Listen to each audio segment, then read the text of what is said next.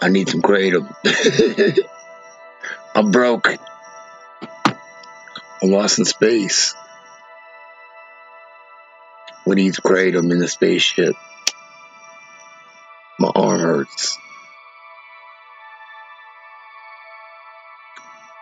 It stinks. Is space supposed to stink? It smells like ass up here.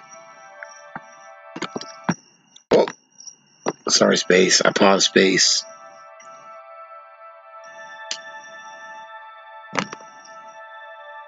I got a motherfucking spaceship. Oh shit! Fuck. Cool, I got it. Oh, is that why it stinks? That's what this thing runs on, is fart gas. It's poofs me around space. I got it set up right. It's like 0 point energy. It's free. It's got it set up where it's like a flap in the back, and I just fart in here, and it just like, even if it's built up, I just got little buttons I press, and it just like projects me forward with fart gas. I thought that's how space worked. Didn't you know that?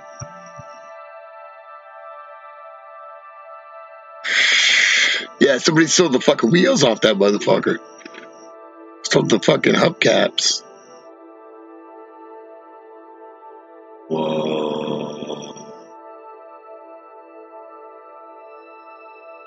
This does look like salt, a bunch of salt. I want a pretzel. Methane power, yeah. It was me. I got him in the trunk. I got him in the,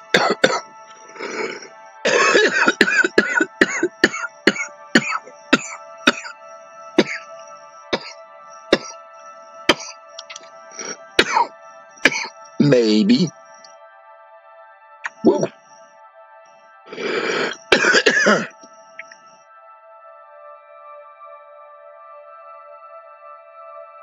If I could figure it out right now.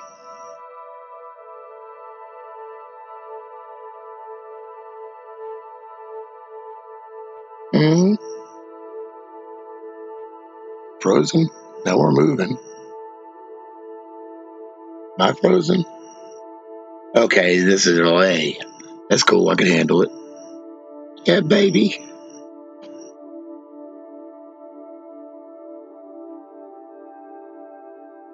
What's 2 stars? Where? Where are we going? Coordinates in space. Have we mapped this shit yet? I don't know if we have coordinates. I'm just floating. We'll go through some different space. Or some different space.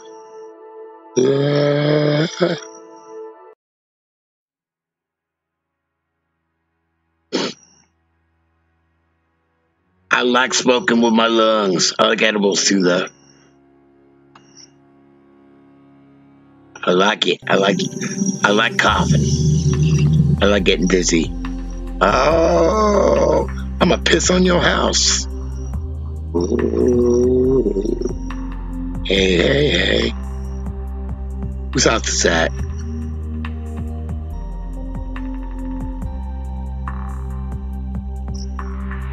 Is this Planet X? It looks like Earth.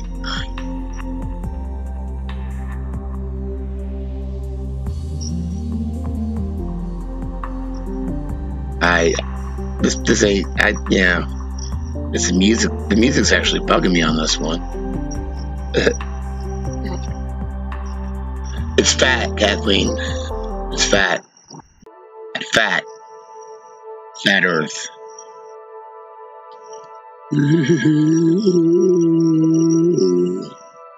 Let's see. Let's find some more space. Oh, let's go in a black hole. You guys want to go in a black hole? Oh, this guy's freaking me out. Get out of here. You're fucking bugging me. Shut up. I don't care. Oh, God, it's jumping up and scaring me. This is not going in a black hole at all. There's some dude jumping up at me. I'd rather be here. I feel safer. La. What's this? Oh, let's jump on another live stream and look. Oh, now we're in someone else's live stream. This is weird. It's like fucking Inception.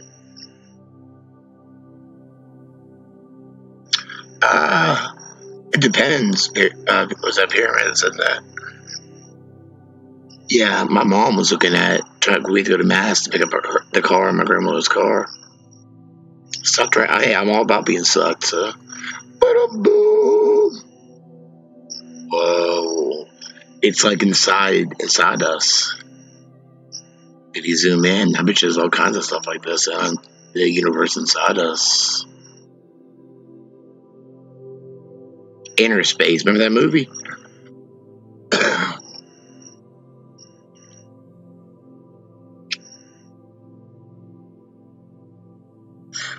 Earth's a titty. I'd say it's more of a belly, like a fat belly, because the pregnant belly, and you grow out of it. Just like we grow out of Earth, and everything grows out of Earth, or grows out of the physical environment, but grows out of Earth. Yeah. Give them some girth, grow out of Earth. Martin Short, that's right. Woo woo. I got cups in here and shit. With little flowers.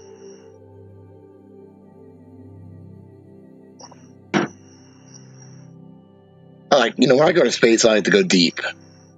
Because you guys know I like going there. No, I mean, you ladies know I like going deep, is what I'm saying, So why not? I said it. I don't give a shit. Yeah, I got a cup holder, too. Ashtray. There's a lot of room in here. Look. Where's my arms?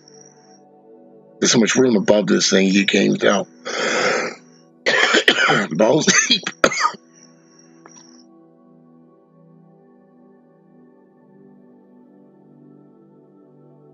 I'm driving.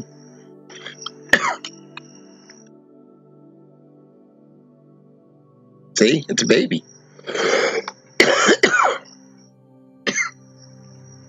The baby in there. There's a little baby. God damn. What's my spaceship called? I guess, I don't know if I named it. It needs a name.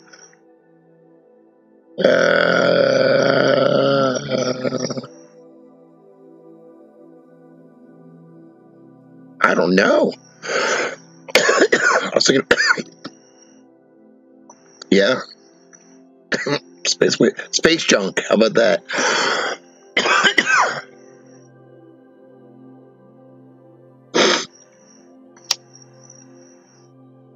Ooh, the rod ram. Space junk. Like a penis. My junk is my space junk. I was going to say stankin' something. I couldn't think of anything to go with it. I like it too. Spaceball, is that too? God damn. This is two roaches rolled in a joint, that's why.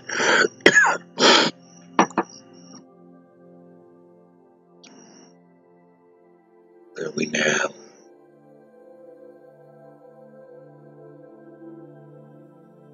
Yeah, I hope not.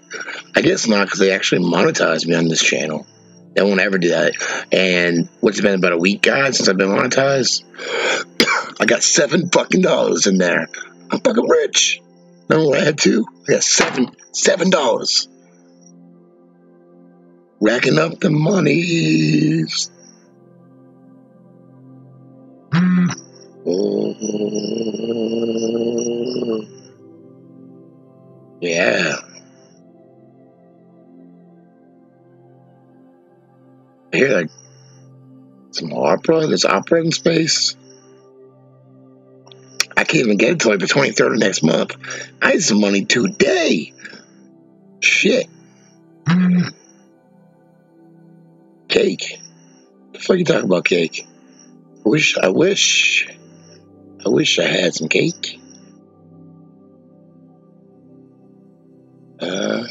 What is this? I'm falling in. They're making me thirsty too.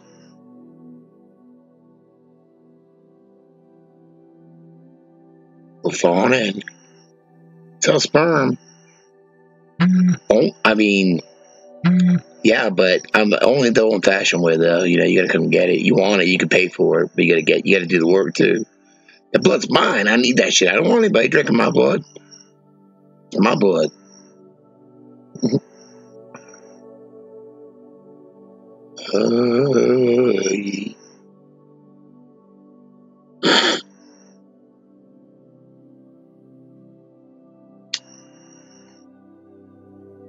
There's vampires out there nowadays.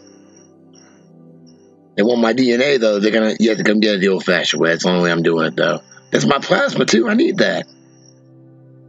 I already feel dehydrated. Don't be taking any more liquid out of me, except the old-fashioned way. I mean, quid pro quo, motherfucker. You know what I mean? Like, gonna have to send some spies down here to get it. Trick me. I'm like, you may trick me, but guess what? I fucked you anyway. So, dude, trick too doesn't matter. Ooh. Ooh. Make more what? I will? Plasma? Like ectoplasm? My eyeglasses? How the fuck am I supposed to see? I want to sell my body and just do it like that, you know? Hey, I've slept in some truck stops and we thought about it to try to get home that night. That's a story I told the other night. I didn't get to that part, but, you know, it was just a exaggeration. We weren't looking to like go suck off some truck drivers for a ride back to Myrtle Beach, but we wrote a song about it that night, though, so.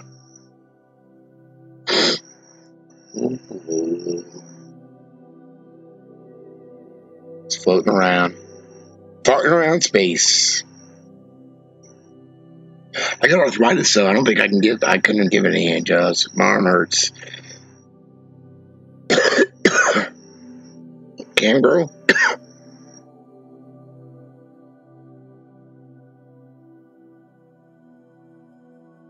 With penis?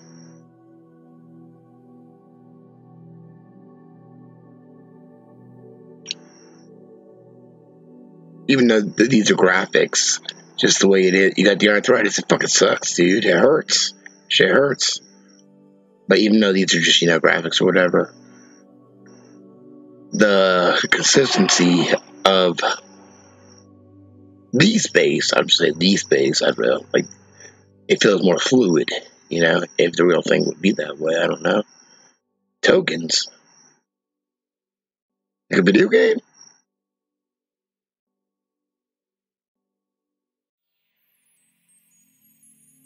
I can go ludicrous speed if I can find a video to make it look like I'm going ludicrous, and I just lie to you and say, yeah, look at this. Or am I just looking at a star? I'm frozen. Hold on, let's activate this Merkaba. Or spaceship, I'm sorry. Shit. Ah! It worked.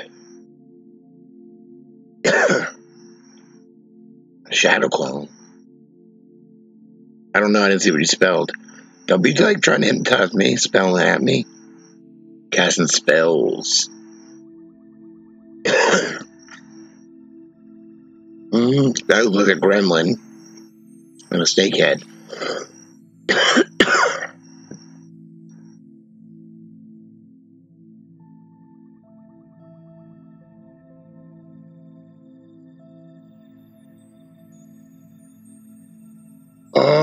Cam girl on shrooms. Who, me? To be a girl with a penis? You're alright with that?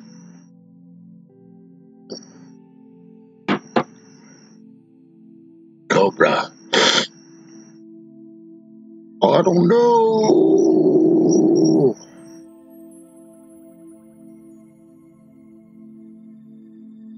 You gonna nap you on?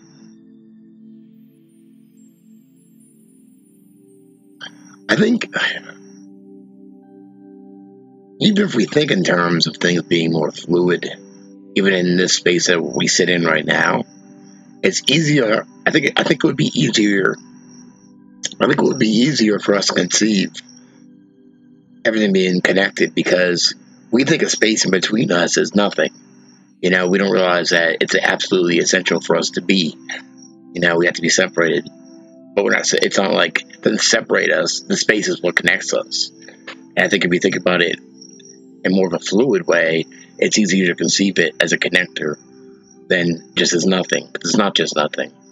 You know.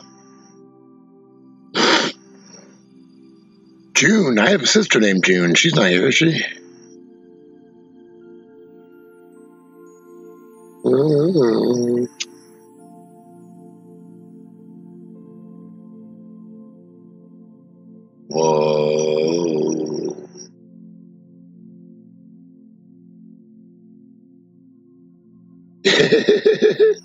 The shit.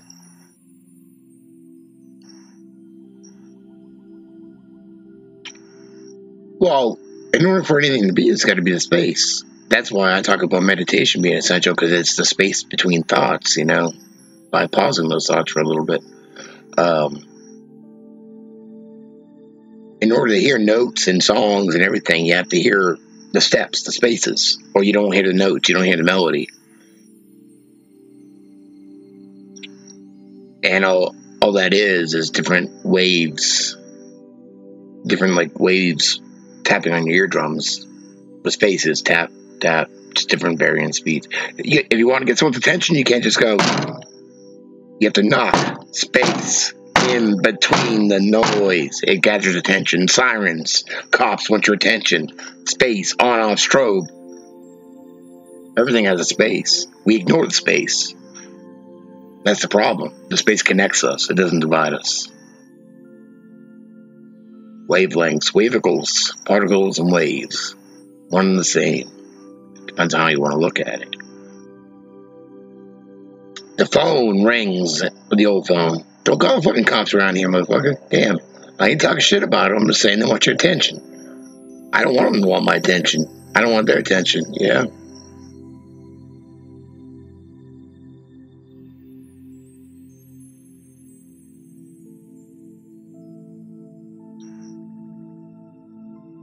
Without the space in between what we call being aware and awake, and that's the space that goes in between, it's called the sleep. We wouldn't know what the wake was. We wouldn't be awake. We wouldn't wake up. We wouldn't go to sleep. The sleep is the space between the days. The deaths are the space between the lives.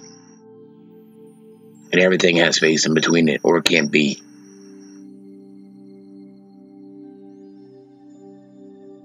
Consciousness? Well, yeah, everything's conscious, you know. If we can agree that consciousness is everything, then everything is consciousness, right? So everything is.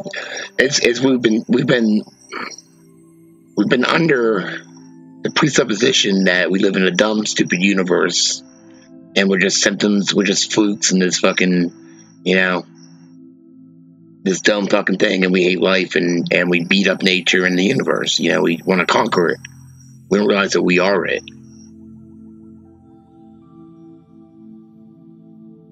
I hope it's laced.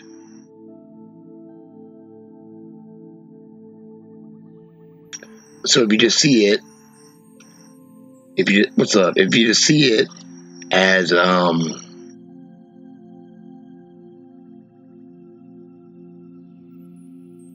see it as an intelligent universe, it's the same thing as just saying God, but an intelligent universe.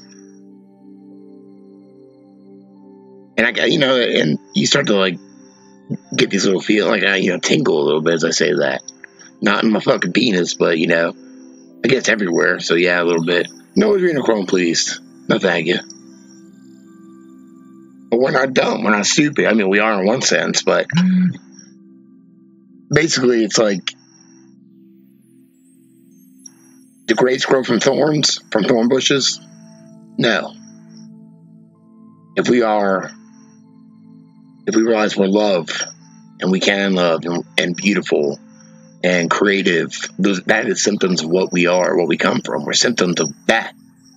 That's our symptoms.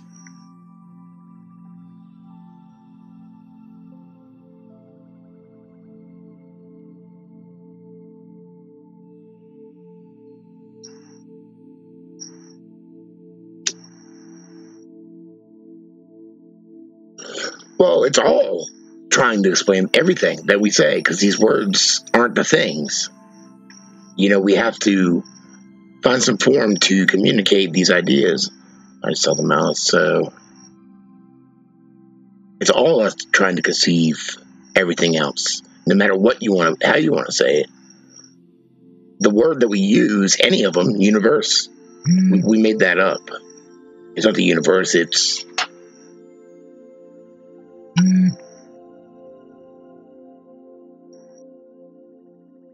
Milo.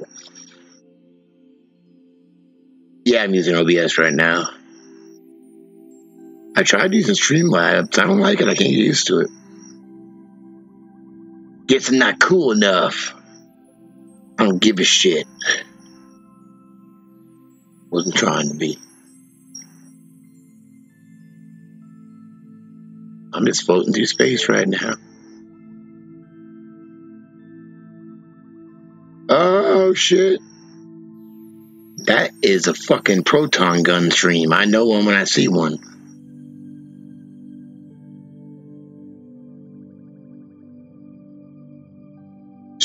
A German fart in a spacesuit?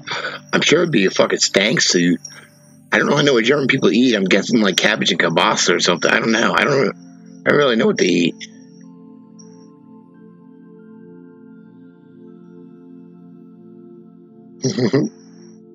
Fuck, I grabbed my proton pack and set in my fucking spacesuit air or whatever. I don't know what fucking astronauts wear.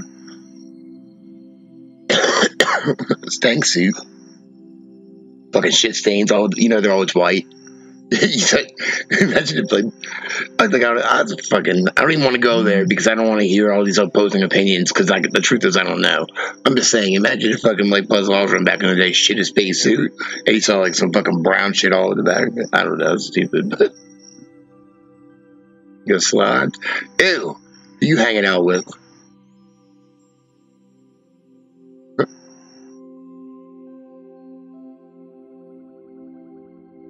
One time, me and my friends used to make a lot of prank calls as teenagers.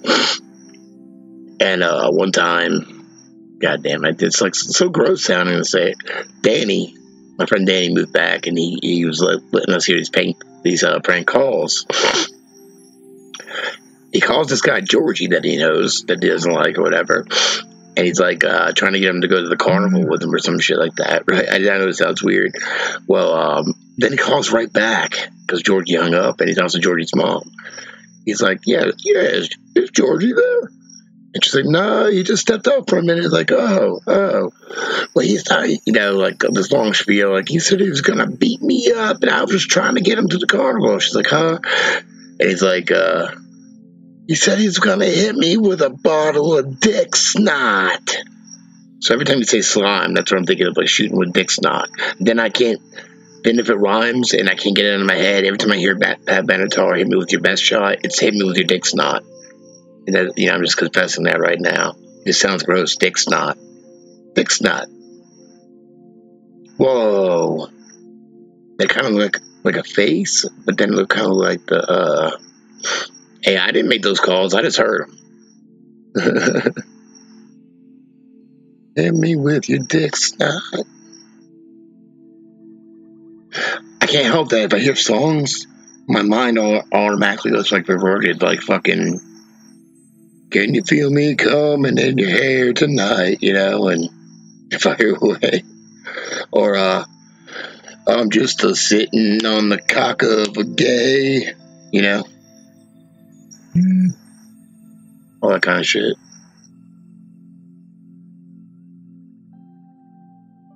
You do the same shit, people get sick of that shit. They're like, nah, shut up. I was like, I can't help it.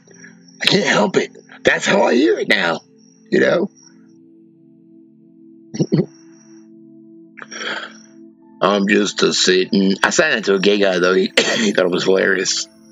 Sitting on the cock of a gay, wiping dick snot off my face or some shit. Huh? Pyramid, same here. That's exactly what I hear. And I don't think he would say that, because he's knighted, right? I have a theory about anybody knighted. I don't even know if it's a theory anymore. But yeah, I hear the same thing. I didn't make up Dixon. I just heard it, and it's been in my head ever since. And I mean, yeah, you're hearing it now. I am hotboxing it, but it's okay. I got like a butt flap that I use for a bathroom, and we use methane gas to project this thing forward.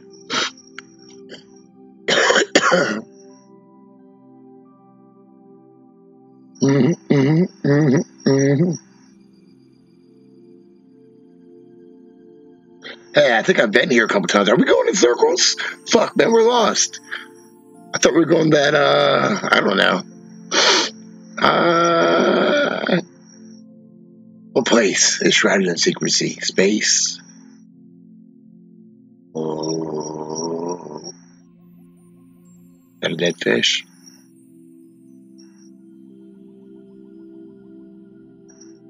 Look what I got. She said, dun dun dun.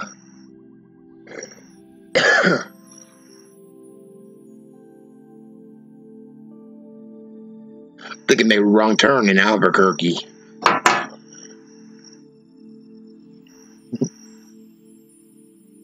I mean, mine does rock. Fucking Draco. Oh, Mason's Law. I got you. Where's the bugs? If you want to look at it one way, and more all little like, goddamn, all the little like single cell organisms and stuff that constitute our makeup. We pretty much are just a big pile of little bugs.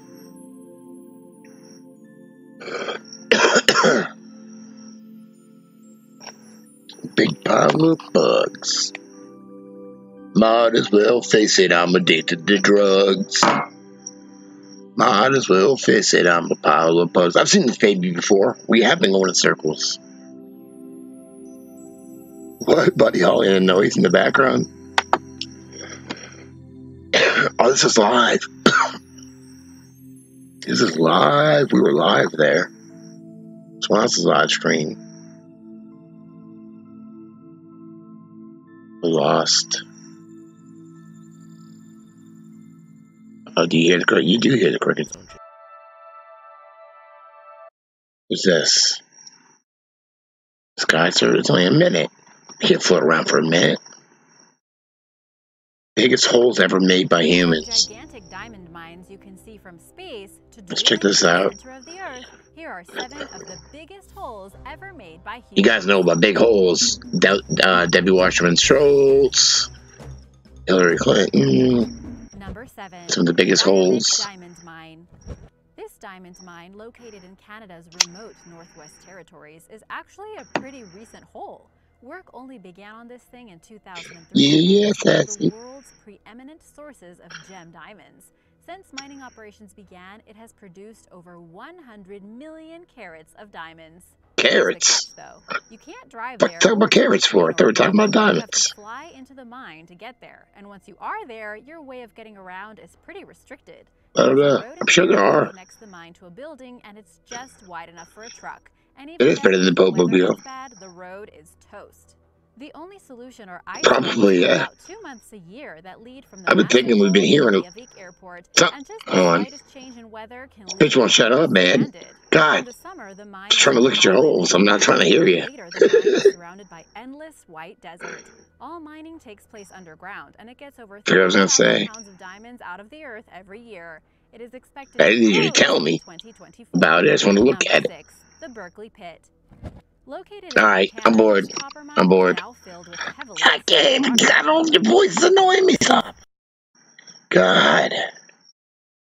Just want to shut up.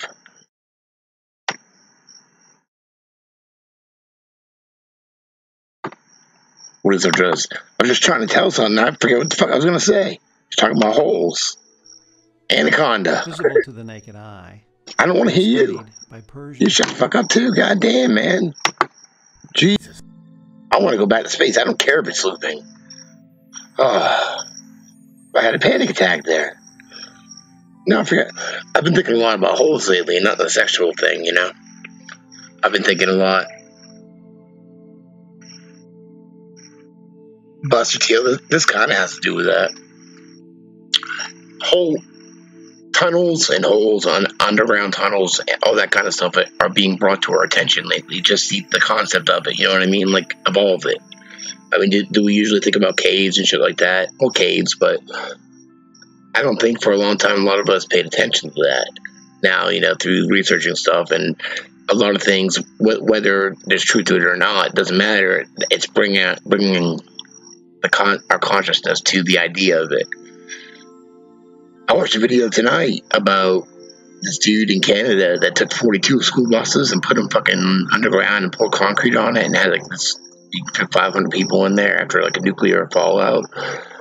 Schneider, yeah. I don't know what the truth in Schneider is. I've heard some of his story. Could be true. I don't know. Maybe not. Some people say it's not. Some people say it is. But really knows, you know. I don't knock the idea that kind of stuff exists, because anything's possible, you know. And I think it makes a lot more sense in a lot of things, you know.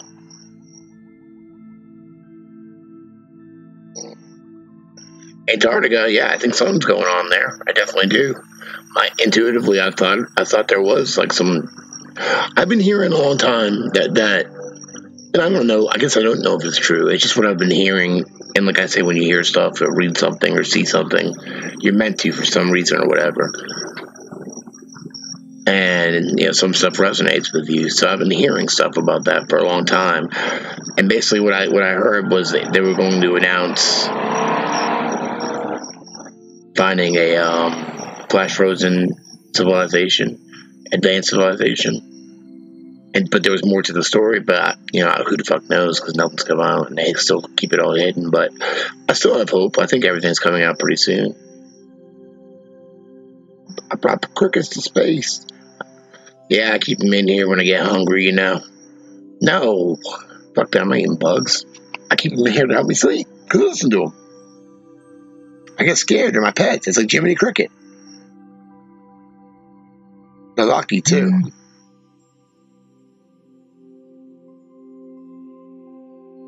I don't think they poop or piss or anything. I haven't noticed any in here yet. It's my own, you know. So they're a good pet to have. They're not shitting all over the place.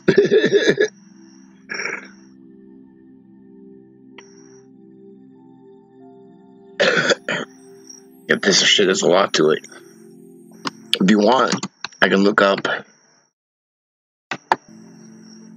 I made a video on it a long time ago. I've gotten a lot better. But hold on. Antarctica. Just shit I found there and stuff. Jamaica Dlux. You can go to Antarctica.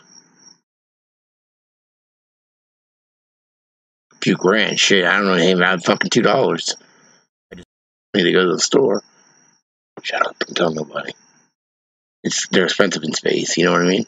A crack more than 120 miles long on the east side of the Antarctic Peninsula. It's a big crack. Finally breaking off, creating a spectacular iceberg weighing more. I made this last year sometime. You know, I've gotten a lot better. The size of Delaware. UCLA professor Aradhana Tripathi has spent her career studying Antarctic ice, traveling to the very peninsula where the ice shelf called Larsen C broke off. Professor Tripathi has seen big sections of the peninsula break off and dissolve. The first in 1995 and then another in 2002. She watched as this crack grew for years, caught off guard that this break happened so soon. What this latest break means is something scientists aren't yet agreed on. Antarctica, the coldest place on Earth, is a continent covered in ice, and icebergs have been breaking away from ice shelves for millions of years. But at the end of the 20th century, the peninsula was one of the fastest warming places on the planet. That warming has slowed or reversed slightly in this century. Stop. Rewind. Yeah, baby. The supply ship was ready that's for loud. its long journey. Oh, clip. Soon it was to trade New York's harbor for the ice-packed perils of Antarctic waters. Admiral Byrd on deck, along with the ship's skipper, Captain Melville. Skipper. History was in the making as Admiral Byrd stood on deck. Stood on dick? So don't stand on dick. Then his ship plowed toward the open sea. Byrd climbed up the rigging for a last look at the New York skyline for many long, lonesome months. Admiral Byrd and his companion plane will try the 800-mile flight first. The others await his orders. The dude from Wizard of Oz talking. Cameraman and Admiral Cruzen wait anxiously. And there comes Cruising for bruising. Cruzen can relax now. He's worked perfectly. Daylight finds the planes over the pack ice. With frozen death below... Yeah, I get a good signal up here. Navigation becomes tricky. This close to the pole, the magnetic compass is... The pole. Now beyond the... I talked about this last night or the night before, I think. Coming up here is where they found, this was like the 40s, I think, when they found around the South Pole, all this area that had no ice. Well, it had ice, but it was like, the water's not frozen, all that jazz. pole, Byrd focuses his cameras and magnetic detectors on land new to him and to all mankind. Bunger leans forward in amazement. His eyes have caught a sudden and unbelievable change in scenery. The universal white is turned to chocolate brown, dotted with blue. A cameraman goes into action. 300 square miles of land without snow. Land that might be in New Mexico or Arizona. Pictures alone will prove Bunger has discovered a warm oasis in the shadow of the pole. Honestly, though, before I saw this and found this old clip, I had never known that. I'd never heard that before. Ew, doo-doo. It is for such supreme moments as this that men brave the hardships of exploration.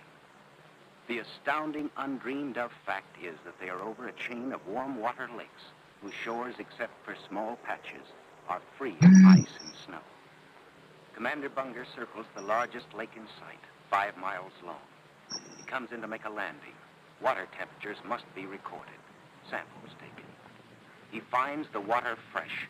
The temperature 38 degrees Fahrenheit. There's something going on there, because it wouldn't be so secret. Deposits of coal and of minerals of the utmost Running water. Civilization. 1948, they flew by the actual South Pole, and around that area they found an oasis, if you will.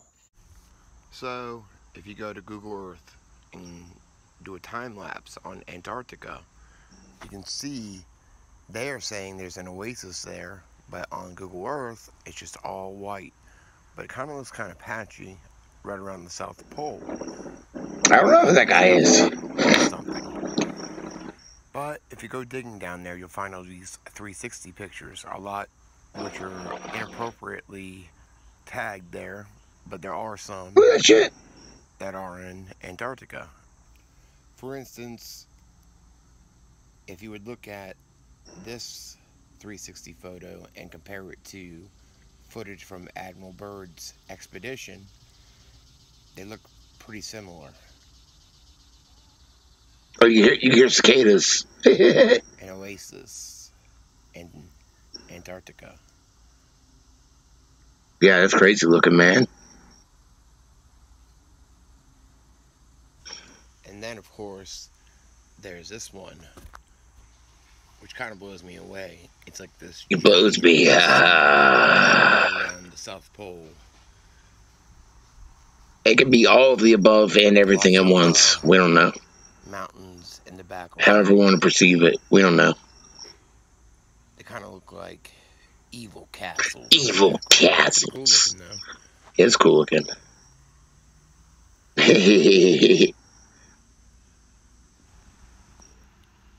I'll zoom in a little here. Yeah. I mean, it's not what I would have pictured down around the South Pole. And it's definitely not all white like Google Earth shows it. And Woo! one more area. This place is pretty crazy looking. It's crazy looking. Otherworldly. It is otherworldly. So yeah, these are all around the South Pole, right around the South Pole of Antarctica. Because you didn't know where it was. It's not white, frozen, barren land directly around the South Pole, at least. It's very alien. while I'm exploring Antarctica, I was high as fuck right there. I'm high as fuck right now. About to let another joint too. And just see what else I could find. And that's when I found this. So this isn't there. I looked the other day. Between Antarctica and South America, and over a little, you'll see these. This is gone. Islands. This is gone. And if you just play around and look around and turn on all the filters like pictures and all that. They erased it. Sorry about the cicadas. Cicadas. From around here. But you'll find this.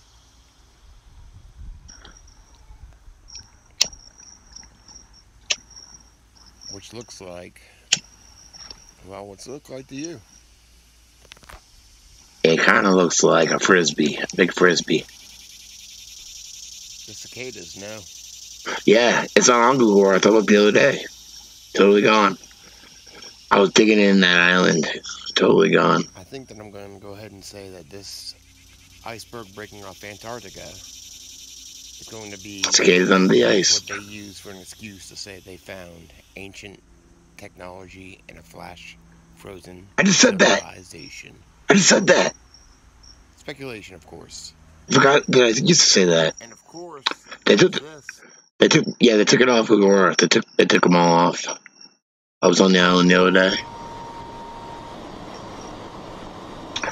Just the pictures. The pictures are gone. There's no pictures tagged there. Peace.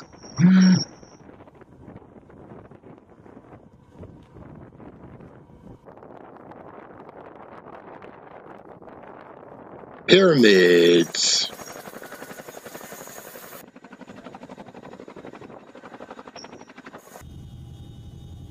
Big ass pyramids. Is it real? I can't say. I don't know. Could be.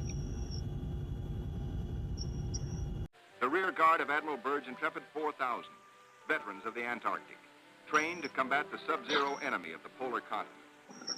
Yeah, I watch those. I watch them sometimes. Sweethearts, wives, children. Home, strong in the knowledge that they have met the Antarctic's heaviest battalions and conquered. This is to be their lifelong reward. This knowledge and the Navy's highest commendation. Well done. I heard that, Buster. Yeah, and they were completely like changed or whatever. Like they weren't talking or some shit.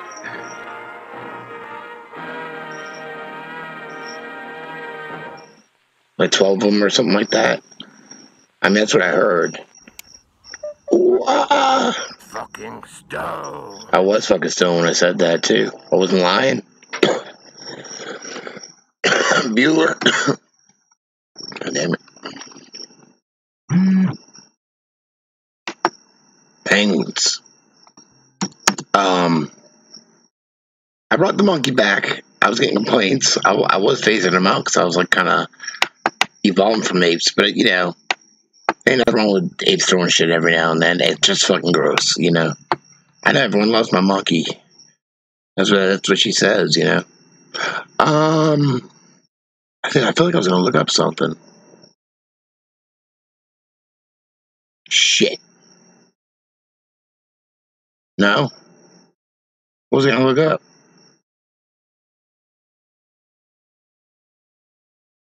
Well, here's crickets, and all I see is fucking Ben Stiller.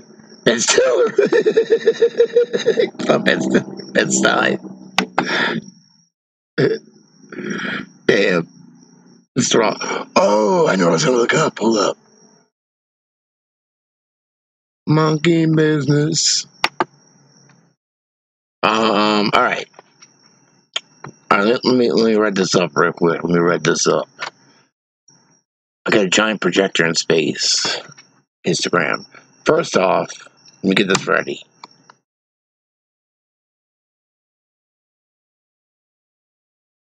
In space. I've been neglecting my Insta spam. That's me. Okay, let me write this up. Where's that shit at? Oh, that motherfucker right there. I was there. Hold up. Where was this? Beach. Where is it? Okay. Alright, I just want to get ready. Alright. Get this ready. Go to my channel. So I compare something real quick. You're about to see. You about to see. My Instagram is just Jamie Dlux. Jamie Dlux. Alright, so what we's gonna do, I guess we're not gonna do that. We'll just go to I gotta search it. I just want to show you because there's a time span between when I made one video and then when I saw what I talk about again, live. So, but I didn't catch it all, but I got a little bit of it. So, alright, so you go to my channel. My channel. Community playlist. Okay, playlist. You go down to some oldies. Like Jeff was using my YouTube. Fucking somehow that got under Watts Wake and Bake. I don't know how I got there. Gooey Louie. Alright, yeah. Not this. Alright. So this. This right here. God damn it. I published this when? September 19th, 2017. So just over a year ago, right? Just over a year ago I published this. So, and then this post was, when was this? June 29th of this year. So 9 months later after I posted this. So I posted this nine months earlier than, and it's only 3 minutes, than what I'm going to show you. You were there when that was live? Yeah. Alright, so this was September last year. Oh, god damn it. Where I live, sorry about the, it's off center. Actually a UFO hotspot. You get the point. There's numerous reports of sightings over the ocean. They actually had a UFO exhibit here for a while too at Broadway Beach. Boo Boo taking a piss back there. Even last year, I happened to have a sighting because I wrote about it in a Facebook group. So a year earlier than that, I saw it, a year and a half. From band practice, and I was unloading my guitars out of the car, and I looked up to the east. The ocean, Myrtle Beach, is about 2 miles to my east. So I looked up over the east because I saw a red light in the sky, which I assumed was an airplane. It was pretty cloudy too, but the light didn't appear to be moving. So I was like, what the fuck? And I'm just like looking at it, mesmerized. I was like, that thing's not moving at all. And then it disappeared. I was like, what the fuck? And then all of a sudden it reappeared, but this time another one at the same time reappeared with it a pretty far distance away to the left and right. So 3 lights just reappeared at once. And I was like, holy shit. I wasn't scared at all. I was excited actually. I was like, oh my god. You know, and it just all disappeared at once. And from my perspective, it looked to be pretty large because they looked to be maybe a mile apart each light. I kind of have an update on CE5 contact. I've already mentioned in the past, while being in meditation, hovering above a planet and seeing the triangle-shaped UFO hovering below me. I've also already mentioned in meditation seeing the Nordic-looking dude. So basically, I made these little slides. Just this is kind of how I saw it inside my head. You know, the best interpret instead of drawing it out. You know, really, oh, fuck yeah, man. I know they're coming out all over the place, but instead of like trying to draw it out, it's just easier to use like Pixar and just finding stuff and throwing together and try to show. That's kind of what I saw. I mean, it wasn't like literally a Viking, but it looked something like that. You know, that's kind of how I saw it. In my head, I was meditating on Sunday, which would be September 17th, 2017. And in my meditation, I saw what I thought was a gray, just like kind of appear, right? You know, it was his face and maybe some of his shoulders or whatever. And he had like a greenish doorway around him, kind of translucent. And I was led, you know, with intuition. I know it sounds kind of weird, but I was led to realize it wasn't a gray, it was a Zeta Reticuli. And he kind of just floated off, and I was trying to get him to stop because I wanted to like talk to him, but but it was still pretty amazing. And then I went outside on my back porch, and I chilled with this dragonfly for like an hour. I'm not even joking. He would just chill for a while, fly around for a second, and then I saw this, the Triforce logo, which I have as a tattoo, and yes, of course, it's Zelda, but it's also supposedly the Pleiadian logo, which I thought was kind of strange, but significant. Fucking stoned. These are all pre-spaceship. Alright, now, that's pretty much what all happened. The lights in the sky, right? It happened again while I was live. I only got the last of it, though. What is this? I just saw two fucking weird lights. God damn it. There's one. What is that? It keeps disappearing. What is this? I just saw two fucking weird lights. God damn it. There's one. What is that? It keeps disappearing. What is this? So, that's the second time it happened. But there was more. I just saw two fucking weird lights. God damn it. There was more. There was more than that one light right there. Like, it happened kind of like it happened the year before. But there was like 3 different ones. They would have had to been far away. I was outside. Yeah, I'm not scared. I want the aliens to come. I don't fear them. I know that they fear us. Pretty much, you know, because we've been taught to fear them. And when you fear, you fight, you know? No, I haven't seen Childhood's End. But, yeah. So it's pretty cool. Oh, and now I did a reminiscence stream the other night. Hold up. And this one thing I left out that I was going to show you guys. It's on here. I've shown it before a long time ago, but it ain't your booty, it's your beauty. Wee. Man, I'm always having to do so much stuff. No wonder I'm fucking exhausted. Where am I going? Oh yeah, it's down more. Where is it?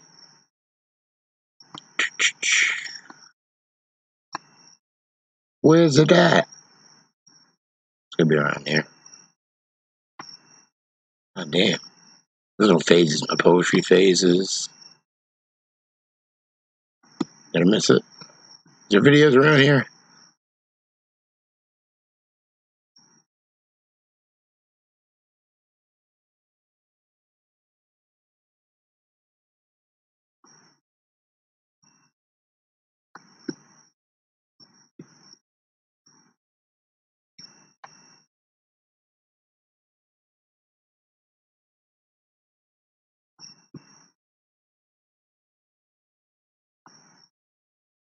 What is this?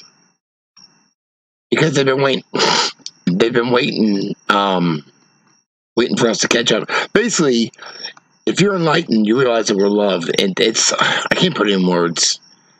All right, but anyway, if you're in a higher consciousness, you're not out to fight anybody or hurt anybody, because you realize that it all goes together, and that would be them. But we don't think that way. All right, that's Martorium. Where is this thing? I was looking for the Joel Estate. Here it is. From Bangtango. God damn it.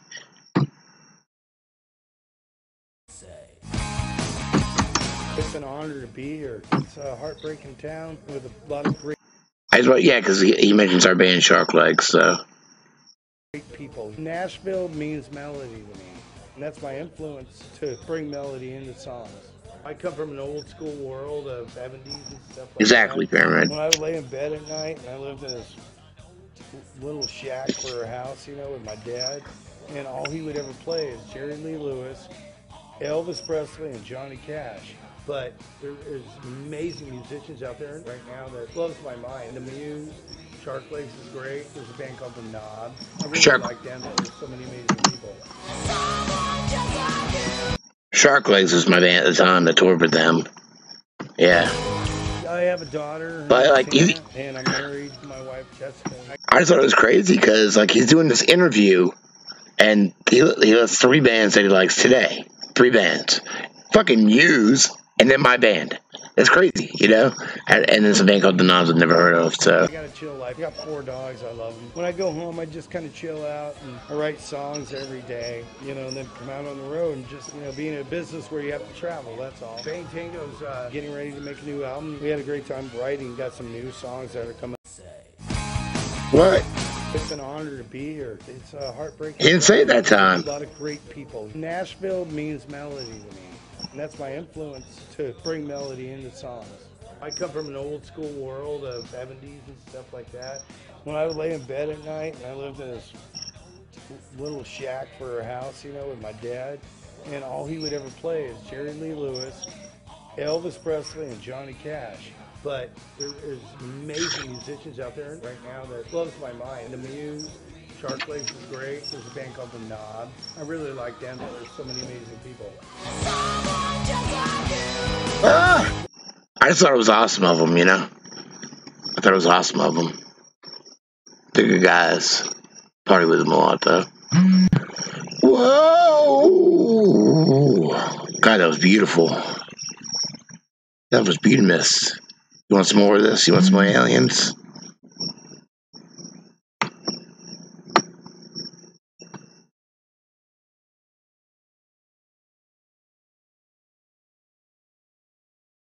Fuck it up.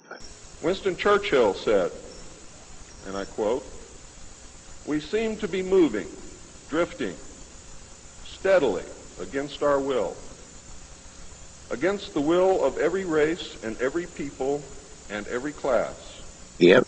towards some hideous catastrophe. Everyone wishes to stop it, but they do not know how." What do you think he was referring to? Looking to the future, we can never connect those dots. We can extrapolate, but we can't actually connect. We can do that when we look backwards, though. So if you look over the years, there's been many, many whistleblowers in different levels of government and military. I got Bill Cooper.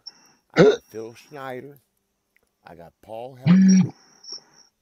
I got William Tompkins, rest in peace. And I got Edgar Mitchell. Let's hear him out. You know that reptilians and Draco, The hair. the blood sacrifices, the whole Luciferian thing, the kids being killed and eaten. I mean, that humans have been eaten and taken off planet, et cetera, and used for slaves in other colonies, etc. I hate to say that, but that's far worse than what you've just said. It's far worse. Yes, far worse. Far worse, yeah. And that the whole blood situation is it's unbelievable. Where's this? Right. I don't know how we say that to the public. To me, if we get into that, and I know all about it, okay? All right. Far more than you know. Sure. All right. I'm sure. When we get into that, if we release it, 70-80% of everybody that listens to your program is going to say, "You're smoking pot." I don't believe that, and I don't believe any of you people talk about on extraterrestrial. And it's going to kill what disclosure is trying to do. I was involved in building another base inside Mexico, which is Los Alamos Laboratory. We were in the process of the early stages of building. We drilled 4 large tunnel-like holes. He got me. Some of them ran 2.5 miles under the surface. Wells or drilling machines that were used were at the rate of 2 miles a day. It was fairly rapid. The equipment kept coming up broken. So we wanted to go down. We wanted to send somebody down there, a human observer, or human observers in this case, to find out what was going on. Well, in this process, I was lowered down the basket of one of these holes, and about from me to this elderly woman here in the front was sitting a 7-foot He's called her old. alien gray.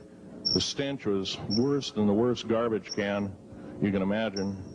The person was the entity was absolutely horrible. I didn't waste any time. I reached for my pistol. At that time, as an engineer, I didn't have time to carry all the folder, all of one of these big submachine guns that all the sea spray and the yellow fruit and all the outer perimeter and inner perimeter security people carried. I carried a little Walter PPK pistol with a 9-shot clip.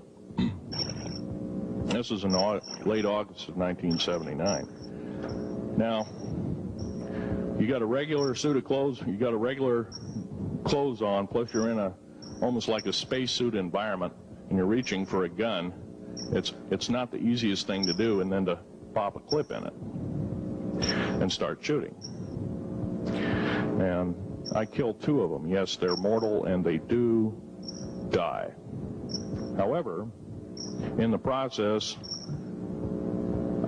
one of them did this. All I remember is that he just kind of waved his hand in front of his chest, and the next thing I know, this blue beam hit me and just literally opened me up like a fish. And burnt my fingers right off of me. And it was some form of electrical force, because the kind of like being hit by a lightning bolt burned all my toenails off of me. Completely crispy crittered my left foot. Burnt the shoe right off. All I remember is the smoking remains, and I'm still conscious, but in and out of, I didn't remember much. And there was a Green Beret that was. You don't have to believe him. I don't know what's true. He could be lying. 100%. His life, he shoved me back in the basket and hit the button and took me up. I think so, yeah. I'm forever indebted. Paul Hellyer, former Minister of Defense of Canada, and he believes that life forms from space exist. If he's a woman, you believe him? Okay. Species, at least, visiting this planet for thousands. Yeah, and I don't blame him if you do believe him. I don't know. I don't know what's true. But I like talking about it. I think it's interesting. Trying to conceive everything, because we don't know the truth in it. We don't know what's going on. And they're very concerned about that and the fact that they might use it again, and because the whole cosmos is in unity, it affects not just us but other people in the cosmos. If you believe him, we might be stupid enough to start using atomic weapons again. All I'm saying is everybody that's spoken out about experience over the years, over like decade, all over the world, are they all lying? All psyops? I've had my own experience, you know what I mean? So I can't say that. I can't deny my own experience. I've seen stuff on the outside, it's just in the sky, but I've seen stuff mostly on the inside. And then I've never even heard of CE5 contact till after I saw that shit. And I didn't know anything about, because I was meditating, because I went through my spiritual shit too, or whatever. And I've never been, I was probed in the hospital. But maybe there wasn't a hospital. Maybe I was abducted. Oh shit. Maybe they put me in a CAT scan. I thought it was a CAT scan thing. Seen orbs. Well, I live in Myrtle Beach. There are a lot of orbs here over the beach. But yeah, and then looking at WikiLeaks and seeing what Edgar Mitchell talked about, that's pretty much like that was hidden.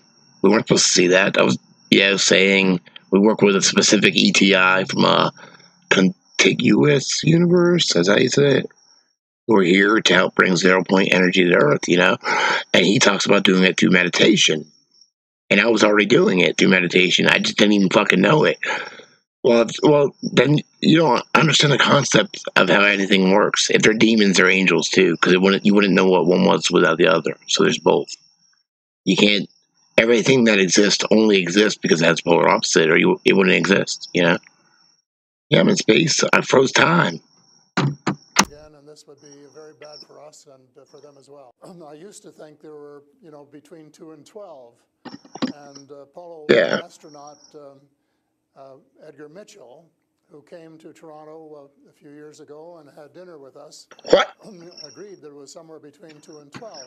But the latest reports that I've been getting from various sources are that there are about 80 different species. And some of them look just like us, and they could walk down the street and you wouldn't. 0 Point Energy. Have you not seen that? Pass one.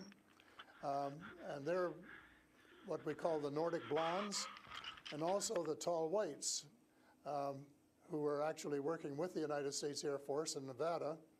If you saw the short grays, you'd certainly know that there was something up that you'd never seen before. But if you saw one, No, that's cool. You don't. Probably say, "Oh, I wonder if she's from It's or somewhere, you know." Mexico. Not alone, and have for many, many years. Even though, but at the time I went to the moon, it was the conventional wisdom, both in science and theology, that we were alone in the universe. Because no, I never heard of him. Openness to these things. I did have many of the old timers in the military and in the intelligence community over the years wanting to get it off their chest before they passed away, allowed me to interview them and talk to them about it, to examine this alien or UFO phenomenon. They did come to the conclusion that it was alien, and the military rightly came to the conclusion, if they're hostile, there's nothing we can do about it. Therefore, their choice was to deny it and to hush it up and create the National Security Act of 1947, which validated that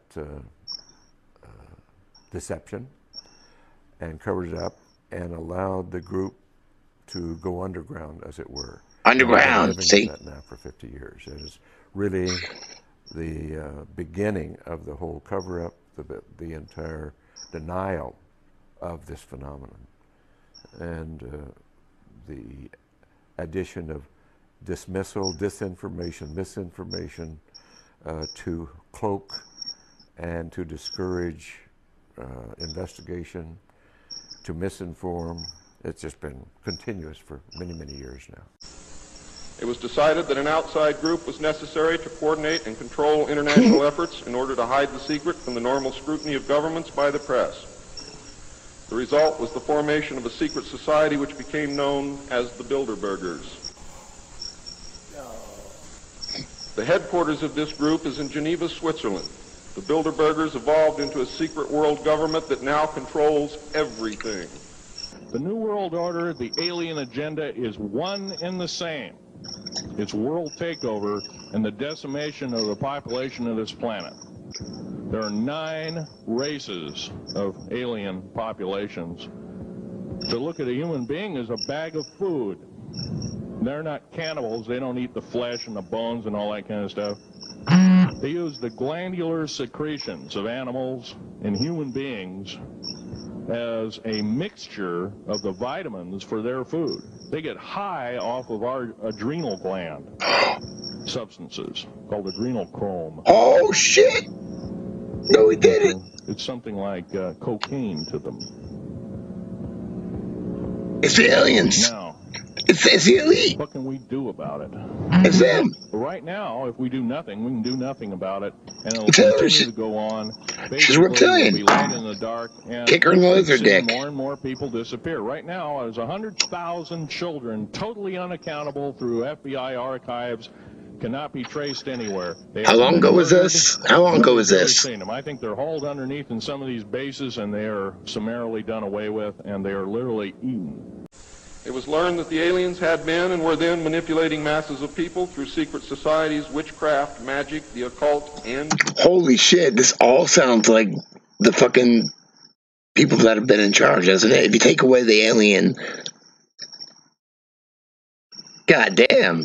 Like, looking back at this now, like, just hearing everything they're saying. Religion.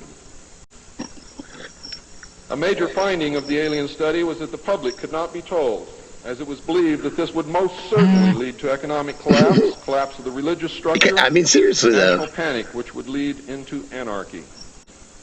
Another major finding was the aliens were using humans and animals for a source of glandular secretions, enzymes, hormonal secretions, blood, and in horrible genetic experiments. What the fuck? The aliens explained that they had created us through hybridization exactly. and had manipulated the human race through religion, Satanism, witchcraft, magic, the occult, secret societies, etc. Yeah, no shit.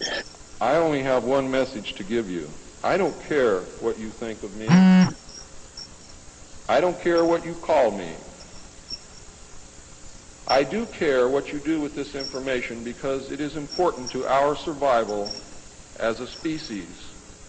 It's important to our planet. It is important for the world. What happens to me is of no consequence, and I knew that when I started this.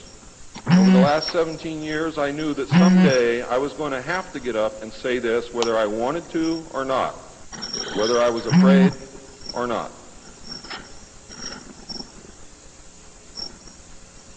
Now I am here, and now it is done. And I feel an overwhelming relief. You now have the information. You can laugh at it, you can throw it in the trash can. You can burn my house down if you want to. That was but an I am accident. telling you right now, your future, your children's future, your grandchildren's future depends upon what you do with this information. They would like to work with us to teach us better ways, but only, I think, with our consent. And they work through individuals, and they try and pick out individuals who won't be frightened to death of them. Burning down house. Oh, dude, when did I make these? I made these like over a year ago. Mm-hmm. Oh yeah, I'm riding the cricket waves right now. Riding the crickets.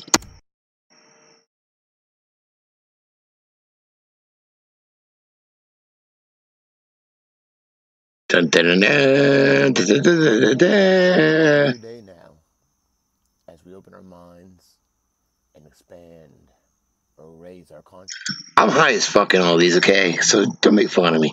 I was learning. A little bit more, then reality opens up a little bit more. It's becoming more apparent to me that the way to contact other civilizations is to go inside, as that may sound weird to some. I didn't even realize that I'd already done it a couple times, but not all the way. This is all new to me. I just go through what I go through. Some of it's even unbelievable to me still, but I can't help that I see it or experience it. So I'm going to share a few things that I've seen while in meditation that I usually don't talk about, because I do realize that meditation and mystical insight is usually a personal thing, because everyone experiences that a little bit different in their own way. If I'm going to lay all my cards on the table, so be it, because it does stand out to me. Usually when I start to get into I don't know. My clone. State, it usually starts off with sparkling goldish lights. Yep. If I do see anything, it doesn't always happen. Yep. Sometimes it does, sometimes it doesn't. Sometimes when I'm in there for a little bit, I will see things. One time in particular, I remember seeing... This is when I first did this, yeah. Hovering above a planet, and there was a triangle-shaped object, UFO, flying, just kind of hovering below me. It went on for a while. It was kind of weird, kind of like whitish, goldish lights and all that. Maybe some blues. And then there was another time that I just saw some Nordic-looking dude chilling against some wall in my head. And then I looked at him, and he just fizzled and disappeared. So No, I used an app just to make it quickly. Now you tell me. So recently I've been trying to keep up with Dr. Stephen Greer and the Disclosure Project, because he's pushing disclosure, and he's pushing it through Long story short, I had a near-death experience one night where I literally left my body. And because I wasn't raised in a religious tradition where you go to this angry gray-haired man throwing bolts down from, I went into the depths of outer space and went into a state of cosmic consciousness where the awake mind within me was this perfectly still. That's what I think, Ben. Beautiful and infinite state of mind, and yet I was still aware of the cosmos. And at that point, two very enlightened beings approached me, and I was not in a body that looked like a physical body. I was just like a point of light, and so were they. And I had an extraordinary metaphysical experience which defied everything I was raised to believe. I then became very interested in exploring higher states of consciousness. I realized there was a glowing right below the crest of the mountain. And then I realized there was this animal, what I thought was an animal nearby. Well, being young and I kind of got on the ground. I hate to admit this now, sort of in the fetal position, sort of like, what is this? And it had this beautiful almond-shaped eye, like deer eyes. But it was an extraterrestrial biological life form. And he came up to me and touched me on my right shoulder. And whatever happened, the electromagnetic effect of it, all my hair, I had more hair then, stood on end completely. And I was totally electromagnetized. And subsequently, we went from there and in an instant went on board this craft. And what happened after that is sort of metaphysical in the sense that we seem to dematerialize and then appear out in space. And I was sitting with these other extraterrestrial beings in a meditative state. And people say, well, what were they saying? I said, it wasn't about saying, it was about being. But what we did was that I was teaching them what it was like for a young man, to be in cosmic consciousness as a human. And then that's where we met. We met in that state of cosmic consciousness. Sounds kind of sexual. And then we created what's known as the CE5 protocols, the Close Encounters of the Fifth Kind protocols. That's where they came from. And basically I began to practice this ability with them to see them in the mind's eye and then vector them to a location and have an encounter. Wait a minute, what was that? See them in the mind's eye and then vector them to a location and have an encounter. Vector. Remember that. Telepathy, remote viewing, those kind of things, they may sound somewhat abstract, but that's what these extraterrestrials are using to communicate, so we kind of have to jump up or step up to that level. You know what bugs me about Stephen Greer now? Now that I've been researching Geffen, he reminds me of Geffen, and I don't like Geffen. The first step would be use or find and use a technique that you can do that will center yourself. Any kind of meditation technique that you're familiar with or that you use, that you like, that is going to help you reach a centered state. Then from there, I'd say do 15 to 20 minutes of meditation in a quiet place without distractions. After you've done that 15-20 minutes of meditation, you should be in a centered state where you could do these things like telepathy, remote viewing, connection work, feeling that connection, yeah, and sending your signal out to the extraterrestrial, peoples. From then you do the remote viewing, or CTS, which is a coherent thought sequencing, which would be to use remote viewing, visualize deep space, the Milky Way galaxy, our kind of quadrant of the Milky Way on one of the outer spiral arms, then our solar system, then Earth and the Moon, then Earth, then your continent, then your country, then your city or state, and down to your exact location, and then back out into space, showing a clear stream of thought of where you're located, and where you're located in reference to this craft or crafts or planet that you're viewing with these extraterrestrial people, and you want to guide them in to your location using remote viewing or visualization, even intent. Some people are more empathetic and they go more on emotion or a feeling of knowing. Some people are more visual. Some people may be auditory. So use your strong suit. I would say experiment with the others too, but use your strong suit and guide them to your direction. Then you're ready to basically have a sky view or go out and do field work. That's what we call it.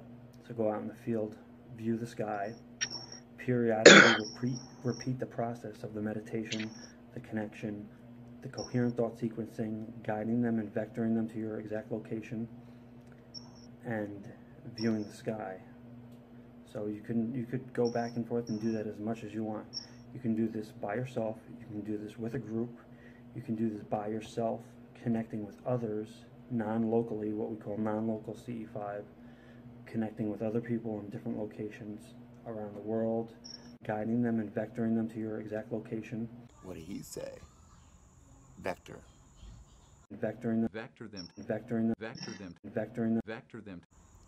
Hearing vector over and over again made me think of this. Or the vector. An object in the seal is a red swooshing object. They call that the chevron or the vector. If you ask NASA's Public Affairs Office, this symbology is featured so heavily in their insignia and seal, they'll give you what really amounts to the standard facile cover story for the unilluminated. They'll tell you that that is a representation of a hypersonic wing design from the 1950s, which was the time the logo was created. Not exactly the case. Someone might want to ask the Russian Federal Space Agency, Roscosmos, that was formed in 1992, why they chose that same logo. And while you're at it, you can go ask the Chinese, who formed their space agency in 1996, why in the world they're using a hypersonic wing design from the 1950s as their official logo. Then you can ask the Japanese, the South Koreans, Taiwanese, Malaysia, Mexico, Iran, all of these countries, even Bulgaria, they all utilize the vector symbology in their space agency logos for their national space agencies. It gets even deeper. You can go look at the individual manned program patches for NASA. The Mercury program, for example, a blatant use of covert symbology. In every logo dealing with the Mercury program, you'll see what looks like a number 7 in their logo.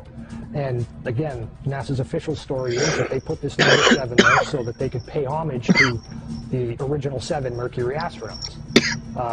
Kind of forgetting the fact that only 6 Mercury astronauts actually flew into space, because number 7 never did. Deke Slayton had a heart problem, so he didn't get to go up. So there were only 6 Mercury astronauts. Yet there's a 7 in every single logo. That's in the official mission or official program insignia for Mercury, as well as the 6 individual mission patches carry this logo. And it carries on to the Space Shuttle program. If you look at the Apollo logo has a big letter A in it. At least that's what they want you to believe, but it's not. Again, that's just a simple way of explaining away the inclusion of this vector symbology in the logo.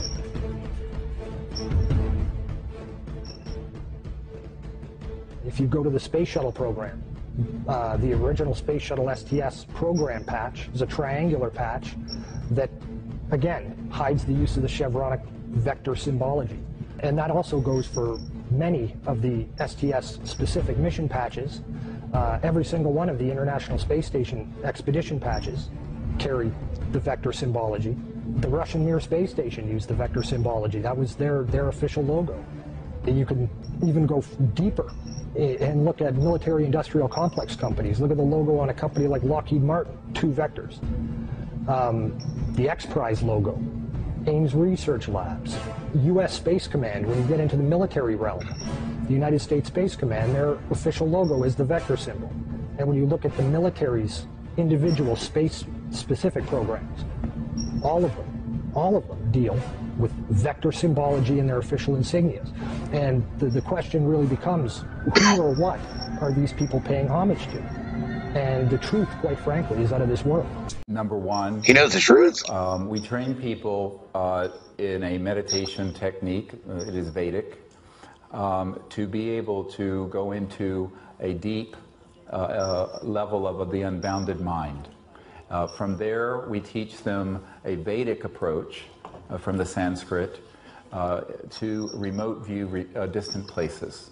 Once there is a lock-on and seen an extraterrestrial vehicle, then we turn it into what we call a coherent thought sequencing, where we then connect to their people or their communication system and then we use our own coherent thought sequencing, like a laser, to show them our exact location. For example, if we remote viewed and locked onto a craft that was, say, underneath a mountain here, we would show them where we are in this hall. But if they were way out in deep space, we would show them our galaxy, and then we would show them our solar system, which is on one of the outer spiral arms of the Milky Way galaxy. And then we would zoom into our solar system, and then we would zoom into the third planet from the sun, Earth, and then we would zoom into Europe, and to the Iberian Peninsula, and then into Spain, and then into Barcelona, and then into Sitges, and then bam, zap, boom, just like that. He's dancing. Fucking stoned.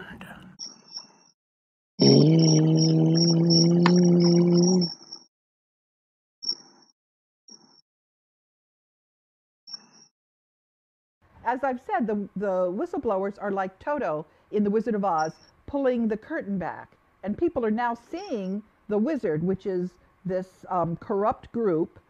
And they're also seeing that the mainstream media is projecting onto a screen their propaganda, which is not reality. What you get in the mainstream media has a hidden secret agenda. It wouldn't be there if people whose interests are behind that cabal is what they're called. My name, as I said, was Paul Hellyer. I'm a former Minister of National Defence for Canada. I served in 3 governments during a total of 23 and a half years as a Member of Parliament. American people and the people of the world have a right to know what's going on because they're part of it. It's not just an isolated thing. I accept the invitation of Victor Vigiani, who's over here somewhere, and his cohort Mike Bird to speak to a symposium at the University of Toronto. And Sorry. UFOs are as real as the airplanes flying overhead. That gave me the dubious distinction of being the first person of cabinet rank in the G8 group of countries to say so unequivocally.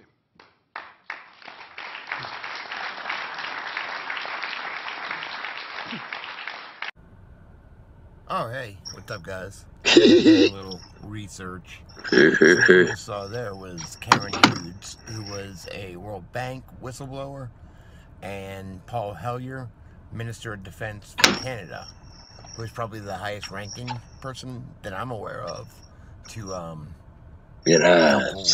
Next up is Robert Jameson. He was a U.S. Air Force nuclear missile targeting officer. That's a lot to fucking say. If we're out on the road, we see a UFO, we do not go to the launcher, but instead to the nearest launch control facility. Also, we call job control and let them know what we're doing. If we're at a site and we're penetrating, we have to stop what we're doing, remove ourselves from the site, call job control. We'll have radio contact with all these. Call to job control and wait for further instructions. Now, if we're at the site and we're doing our work, I have to take myself, my team, and the targeting tapes, go into the launcher, close the personnel hatch.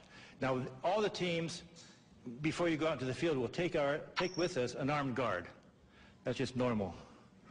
We have to leave the one guard, armed guard, on top, all by himself, and he's supposed to report to job control or the launch control facility of what he was seeing. There's also some testimony from dying retired CIA officer, and I don't have a name for him, but he does say some interesting things, so grain of salt, right? As we get older and older, I'm 77 right now. You can't live forever, you know. So if this procedure I'm going to have to clean the blood doesn't work, then I've got probably a few more months to make it before my kidneys shut down. So that's kind of why I'm kind of going along with the interview at this time. You're seeing that what you went through is just too important for people not to know about. Yeah. They called us in, went into the Oval Office, and President Eisenhower was there and Nixon, and they said, we called the people in from MJ-12, from Area 51 and S4, but they told us that the government had no jurisdiction over what they were doing. So being a general, past general, you didn't tell him to go to hell without any real good reason, you know. So he said, I want you and your boss to fly out there. I want you to give him a personal message. He says, I want you to tell them, whoever is in charge, tell them that to get in, they have this week, coming week, to get into Washington and to report to me. And if they don't, I'm going to get the 1st Army from Colorado, and we're going to go over, we're going to take the base over. I don't care what kind of classified material you got. We're going to rip this thing apart. Eisenhower was going to invade Area 51. Yeah, with the 1st Army. In the councils of government, we must guard against the acquisition of unwarranted influence, whether sought or unsought, by the military-industrial complex. The potential for the disastrous rise of misplaced power exists and will persist. We must never let the weight of this combination endanger our liberties or democratic processes.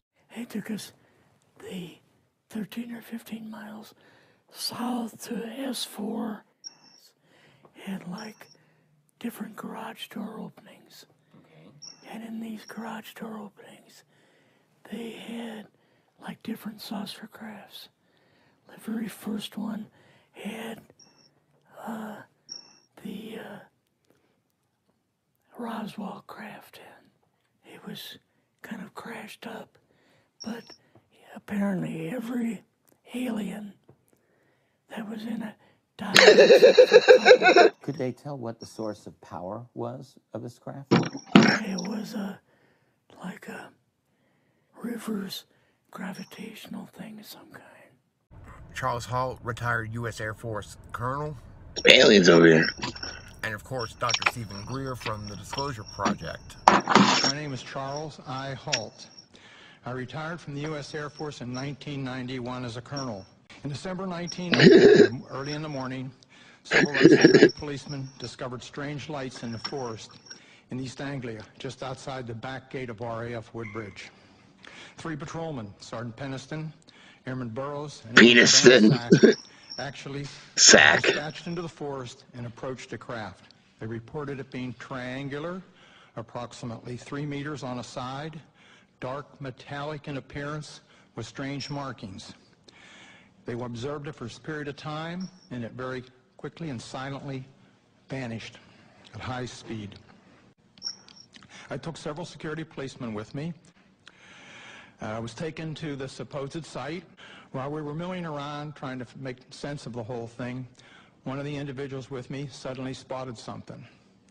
Off through the forest was a bright, glowing object. The best way I can describe it, it looked like an eye.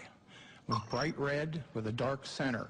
It appeared to be winking. It would sort of winking at him. Shooting something like molten metal. It was dripping off it. It silently moved through the trees, avoiding any contact. It bobbed up and down, and at one point it actually approached us. We tried to get closer. It receded out into the field, beyond the forest, and silently exploded floating brown eye objects. Gone. The New Mexico facilities include Los Alamos National Lab, underground connectors. It makes me think of big flamingos. The biological work that's being done. We have tracked extraterrestrial vehicles in our solar system that we're measuring 26 miles in diameter. 26 miles in diameter? And I almost forgot Norman Bergen, ex-Lockheed, ex-NASA, and all that jazz. Listen to what he has to say. Who built it? The craft? Fucking Joker. I don't know who built it, but what I found out is these things inhabit Saturn. That's where I first discovered them. And they're proliferating. They're now Uranus and Jupiter. Wherever you see some rings now, why, that's one of these. You see the craft. Yeah, I call it a ring maker. Yeah. Okay, you call it a ring maker. Yeah. I worked at Lockheed. I had documents that were indeed top secret. And then I got tapped to go behind closed doors. Oh, you did? Yeah. When you're talking about the craft in the rings of Saturn, you're talking about something huge, right? Yes. Much bigger than we could even conceive of, I understand. No one really in this country accepts the concept that at Saturn, those things are there. Right. People have got to be made to understand that those things are real. Right. In Arizona, near Fort Huachuca, which is Army Intelligence Headquarters, there is a UGB underground base where one of our witnesses, who will testify, worked on 9 separate extraterrestrial vehicles that had been down through advanced electromagnetic pulse weapons, and there are several different species of extraterrestrial biologicals stored at that facility. What we're dealing with actually is humanity, and the elite, the secret societies, the Vatican, they're traitors to humanity, because the one at the very core that's pulling the strings is a different species. They're not the human race. They're called Homo capensis. They have been on Earth together with humanity for before this ice age.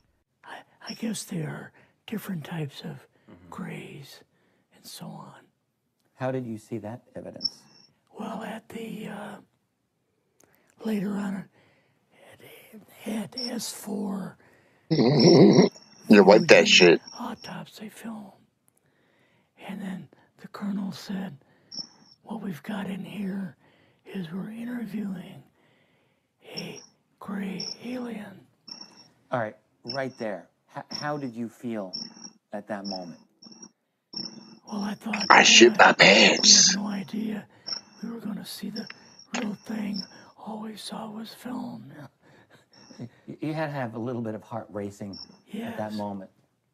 My boss was able to go in and had a homos. partial interview with him. So what did this gray alien look like? Could you describe him a little bit? This one looked a little bit oriental. I'm just wondering if almost human, what about this didn't look human? No, it didn't look human as far as skin tone and basically the shape of it and the size. How was its head size compared with a normal human, for example? You looked oriental. And some of them nose was very, very small. And ears were just like holes. Mouth was very small. Now, why were they bringing you out here at all? Anyway, oh, man. To see an alien. What was the point? To go back and tell the president they actually had one. So you did not know at this point. This must be my next place fucking pit father. I named 5 species here. I'm aware of more now. As a matter of fact, I saw a document just a few days ago that mentioned 20. And I think you, Mr. Chairman, were interested in some of the places they might come from. And I have in here Zeta Reticuli, R-E-T-I-C-U-L-I, Reticuli, the Pleiades, Orion, Andromeda, and the Altair star system. Canadians. On Earth at this present time. No offense, Canadian. At least 2 of them probably working with the United States government. Other species that I learned about not too long ago called the tall whites at the gunnery range at Indian Springs in Nevada. And these tall whites were living on United States Air Force property and working in cooperation with the United States Air Force and sharing technology with them. There are individuals, and they're not humans. They do not have the same kind of DNA. I'm cracking myself up. I'm sorry. And I can tell you what I know about them. They're very mathematical. Their average intelligence is about 150. Dick size is 2 inches. Creativity. They're not emotional. But given your whistleblower status with the World Bank, do you think that by promoting or discussing these types of theories hurts in the minds of some of the people who may have first heard of you through the whistleblower status at the World Bank? I'll tell you what, I've gotten a fair amount of feedback like that. And I'll tell you what I say to these people. I say that it has been an incredible experience to have made it this far. And the number one thing that I've learned in that process is to trust my own intuition, because that has really served me very well. And my intuition is telling me that this is the time to tell people this. I know that's right. So much better That's stupid. having talked about it. I kind of feel like there's a load off my shoulders. Yeah. Because I had an awful lot I forgot about that. secrets that I had kept over the years. Now my interest is in full disclosure. And my only caveat is I think probably I would say 95 to 98% full disclosure. I know of one or two things that I'm not sure should be in the public domain, at least yet. There will be someday, I'm sure, but not maybe immediately. But just as children survive the idea of the Tooth Fairy and Santa Claus when they become adult, I think that taxpaying citizens are capable of accepting the new and broader reality that we live in a cosmos teeming with life of various sorts. The fact that some other civilizations are more advanced than we are may be humbling, but that could be a necessary step in our survival. And finally, they need the technology for clean energy. And it exists, and it's being kept secret by the same vested interests who control our destiny. This will require a paradigm shift in American attitudes. It involves a de facto renunciation of the plan for a new American energy and the adoption of a pledge of cooperation with all humankind to build the kind of world which we are collectively capable of. Young people everywhere need to be challenged by a noble cause and lead the way in the transformation to the new reality that we have to live in harmony with our celestial neighbors, as well as seeking peace on earth. In a word, we have to become spiritual beings and practice the one tenet that the world's major religions have in common, and that is the Golden Rule. Right. Fucking stoned.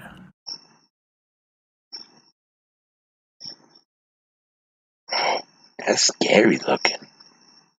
Mm-mm.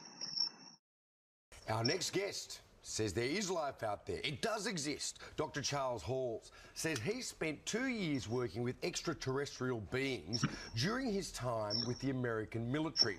He claims the US military has actually been in contact with alien species for years. Firstly, Charles, can you tell us your story of how you managed to come into contact with these beings as you worked with the military? Beings? I'm a Vietnam veteran, and I enlisted in the Air Force in July You're a little better. 1964, and I was trained as a weather Oh, observer. snizzle sticks!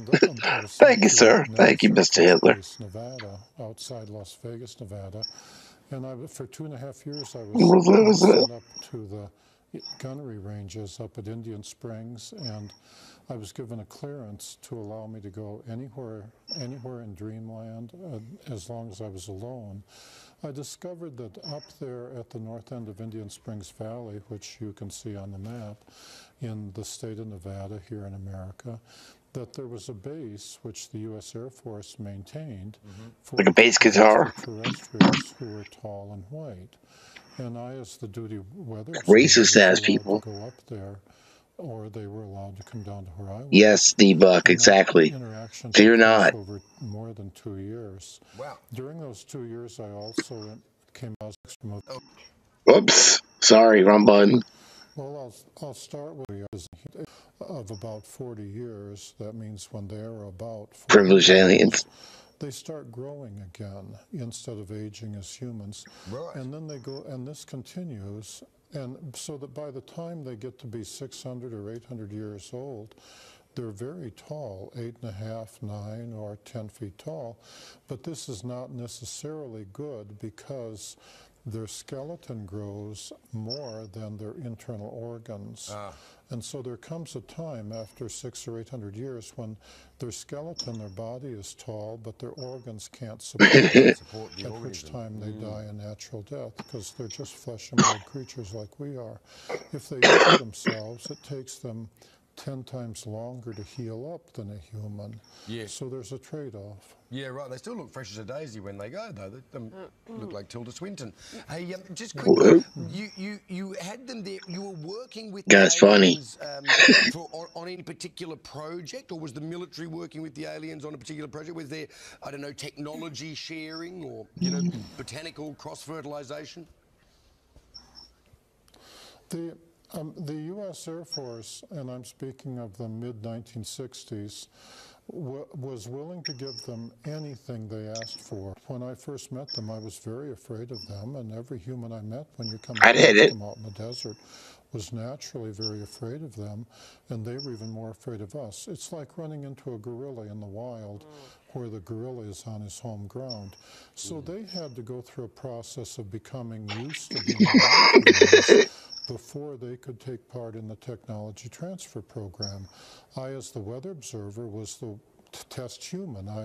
As an enlisted man, I was expendable, you know. Sure. Lately I've been hearing a lot about these tall whites. Tall white people. Kind of a funny name to me for some reason.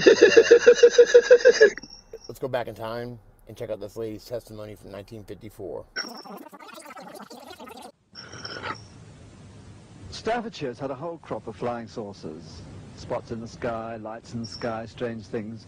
But the strangest of all was seen one day over this cottage. Mr. and Mrs. Whistleblower were living there, quietly, out in the country. I'm average white. Well, you just tell me what you saw. Well, it was one ordinary day. 34. I was waiting for my husband to come home from work, and my two sons went to Cypher to school, and I was getting changed, and I heard this terrific noise. It was just like a giant cauldron of water being poured onto a fire, a shh sort of noise, you know. And the first reaction was, oh, the children. I thought maybe a plane was crashing or something like that. And I slipped my jumper on and went outside to find my two sons lying flat on the ground in the garden in front of the house, shouting, "Mummy, Mummy, there's a flying saucer." Well, naturally, I just said, "Come on, don't be stupid. Come in the house." But felt sort of a strange sensation. Wended my way up the side of the house to where we had a pump where we used to get all our water from, and pump automatically looked up to see this, all I can describe, this huge Mexican hat. Mexican hat? It was stationary, this thing, and it was bright silver in colour, and it had a dome. A dome. It was tilted to sort of, I could see the occupants in it. You saw people in it? I saw people in it. There were two people in there. These people were beautiful people. That's the only way I can describe them. They had long golden hair, like a page boy bob, just like the old kings. You used to see photographs of the old kings. And the colour of the hair was golden. Now, I was really... What were they dressed in? They had a sort of a polo-neck jumper affair, like a ski top suit, in pale blue. Now, these people weren't sat behind, one behind the other. They were sat together, but this, whatever it was tilted so that I could see them and they could see me. Were you looking at them through windows, through portholes? Or no, not portholes. It was just sort of like a cockpit, I suppose. that had this perspex or glass or whatever it was. They could see me anyway, and I could see them. And they had beautiful faces. I shall never forget their faces as long as I live. Their foreheads seemed to be a bit larger than, you know, the bottom of their faces as normal people you would expect to see. But maybe this was just whatever they had round their heads, which was like a transparent fishbowl. And they just looked. And I was absolutely paralytic with fear. I couldn't move, although my mind was ticking over. And they looked so sympathetic that I was just mesmerized for what seemed to be, ages, but it could have only been seconds.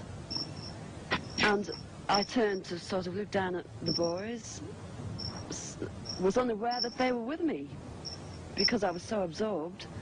And the next thing, I looked up and it was gone. How low had it been? It had been, the height, I couldn't tell you. But the house that you've seen, it was just on top of the roof. It was hovering on top of the roof. How big was it compared with the size of the house? It swallowed the whole circumference of the roof. I couldn't see, the roof was completely blotted out.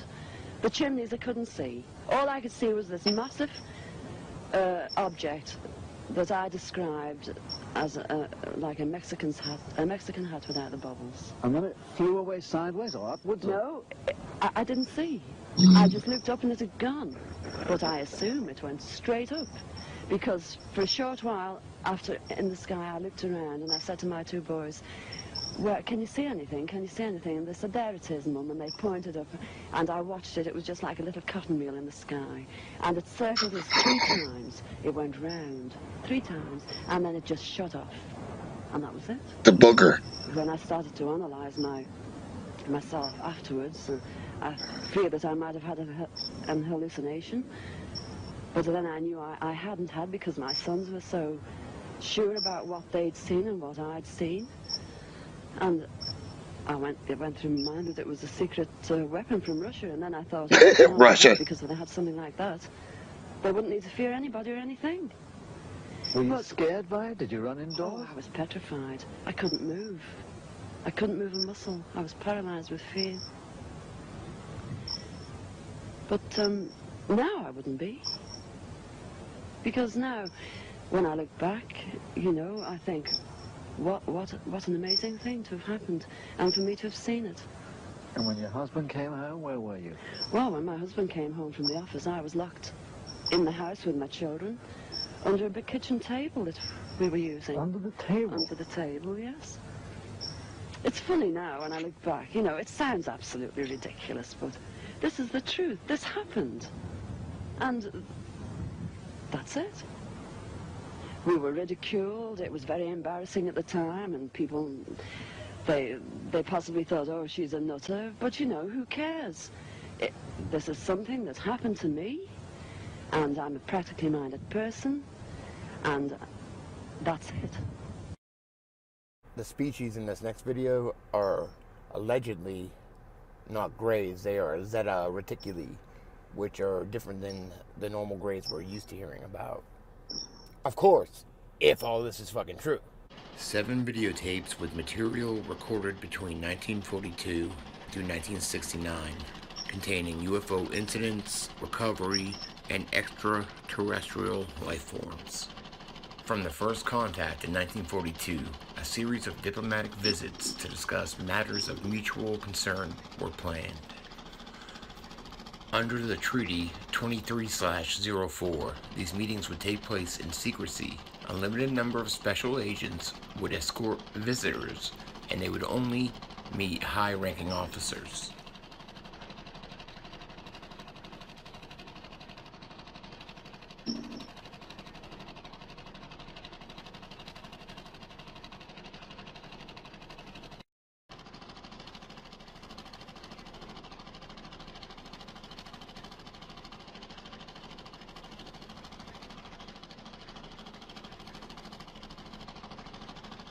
I'd like to thank Maya for sharing this one with me. This is an alleged video from S4 with the Gray. All right, we're looking at the interview suite at S4. It's kept dark for the comfort of the aliens. The figure who is just barely visible in the left foreground is the telepath, and behind the camera is a raked seating area for observers. Although in this case, I believe the only other person present was a military aide. The alien is seated behind a glass partition in a biocontainment area, which is maintained at biosafety level 2, the lowest designation. That's primarily for the protection of the aliens, not us. The theory is that if they were going to infect us with an alien bug, it would have happened 50 years ago. In fact, all the indications are the aliens eliminated microbial and viral life from their own ecosystem long ago. They aren't susceptible to our diseases directly, but it has been shown that microbes can reproduce and form colonies within their respiratory systems, which tends to exacerbate the debilities they seem to suffer anyway in our environment. In fact, you can see here the alien is beginning to flag. The interview was not going well. The telepath was trying to clarify some points from a previous interview, but he wasn't receiving coherent responses. As you can see, the being is in real distress. At this point, the telepath is sending out a message to the medical staff. He's trying to communicate with the alien, but he's getting no response.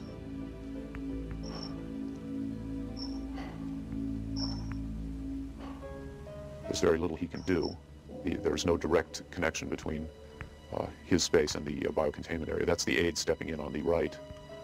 The medical staff should be there by now. They're slow in responding. There they are.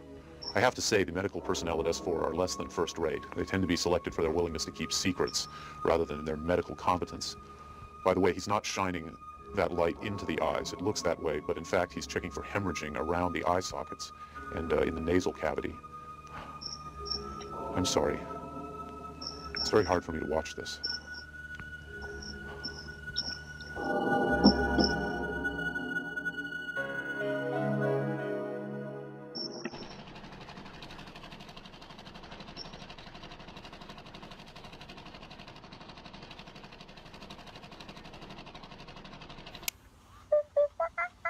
Fucking stoned.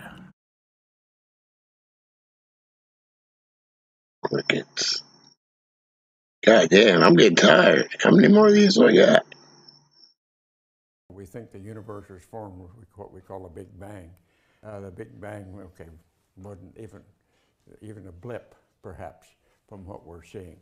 That there's matter being created all over in places far, far further than we ever thought it would be. And the universe, and maybe even multiverses. A multiverse would be if some of the universes have different laws of physics than what we see in ours, but we don't have a way to show or prove that. And there's a lot more stuff going on out there than we have even begun to investigate. There are, of course, over 200 federal governments on the planet. If we understand this as an international phenomenon, how can we believe that all of these governments have agreed in some way to collude in terms of maintaining this conspiracy? Aren't there, humans have lots of different individual motivations. Wouldn't there be different reactions among the world's leaders, and wouldn't some of them want to favor disclosure? It is an outstanding question and a difficult one, and one that we really have to be asking. I've been wondering about this myself. So the best way that I can deal with it is I look at a few things. One is look at the relationship I try to of the United States with its allied nations. The United States, of course, is without question the senior partner in nearly all of its relations with other nations. I believe the reason for the secrecy in general, partly U.S. domination over the system, and then partly over genuine fear of all of these nations over the implications of what would absolutely be a post-petroleum economy, because there's no way that a president is going to say these flying saucers or UFOs are real. It'll take all of 5 minutes before people start to realize they're using something other than petroleum to go from point A to point B. And implicit then is a post-petroleum global infrastructure. As far back as I can remember, I've always been interested in aliens and UFOs. And even more since when I was a teenager, me and 3 friends of mine experienced time loss at the Surfside Beach Pier. I'd say it was like 1996. We lost about 2 hours, and we all experienced it. Maybe I'll do a video on that one day, but Even in high school, I would wear an alien around my neck. His head. Into him and finding out the truth. Who better to hear it from than the astronauts themselves? Major Gordon Cooper was one of the men chosen for the Mercury space program. His historic flight aboard Faith 7 lasted a record 34 hours, and he became the first man in history to orbit the planet. Yeah, that was me. That was me.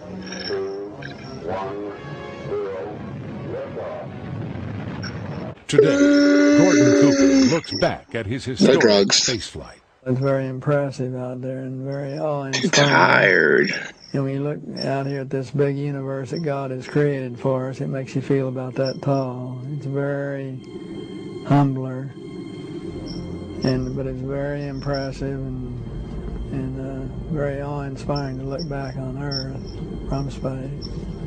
Before Gordon Cooper entered the space program, he had his own encounter with a different type of space traveler.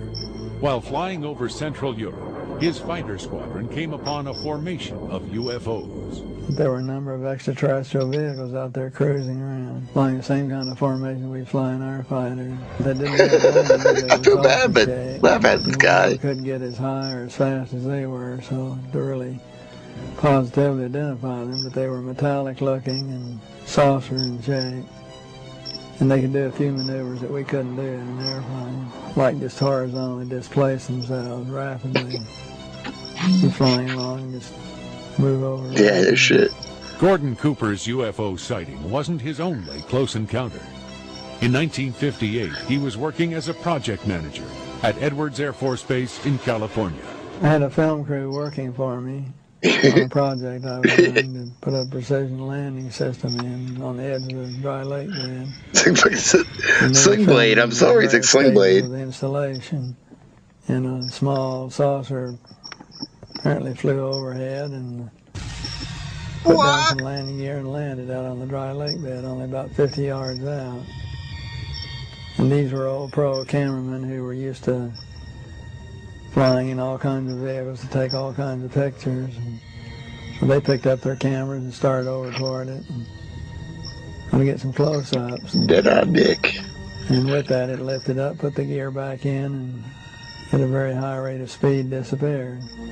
So they came in to tell me what happened. I told them to get over to the lab and develop the film immediately. I don't know. This guy's weird. Look in the book. Fish house. Book, see what you're supposed to do, who you have to call. He's a zombie. Kind of incident, which I did. And the time they got back with the film, there was a higher and higher and higher ranked man preceding the last one, assuring me that I had to get those negatives into a pouch. Yeah. And that they had made arrangements already to get our commanding general's airplane. It's Bill Clinton in a mask. Take the films to raping aliens. In an effort to organize open investigations of UFO sightings, Gordon Cooper wrote a letter to the United Nations in 1976, appealing for assistance. His letter stated, these are extraterrestrial vehicles visiting from other planets. And it was presented to the council and certainly made a lot of people aware of a number of things that perhaps they Billy Bob's grandfather, great-grandfather. Guy's been dead 100 years, propped him up on a stick. Tremendous big universe, and we're kind of vain to think that we're the only ones that exist here.